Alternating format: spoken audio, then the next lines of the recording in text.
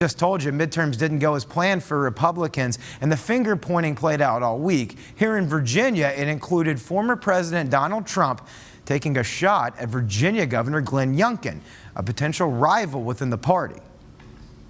You all know me. I do not call people names. Governor Glenn Youngkin telling reporters Friday morning he hadn't seen former President Donald Trump's message about him yet.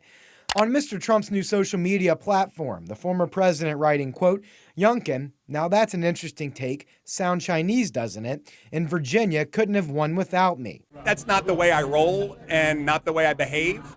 And I think, again, this is a moment for us to come together as a nation. Virginia Democrats calling Mr. Trump's comments racist and disgusting, and some Virginia Republicans are backing away from him after midterm elections that were anything but the overwhelming win the GOP expected.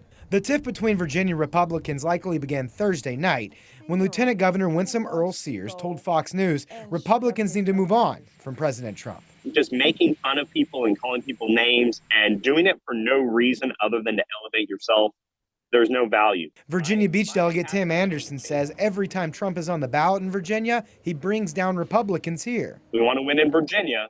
We've got to get behind Glenn Youngkin type of personalities and not Donald Trump type of personalities. And at the end of the day, all I care about is growing our conservative majority and being able to make good policy in Virginia that advances conservative ideas. President Trump has a great sense of humor, and people need to understand his humor. Not everybody gets it. State Senator Amanda Chase from Chesterfield is an ardent backer of former President Trump.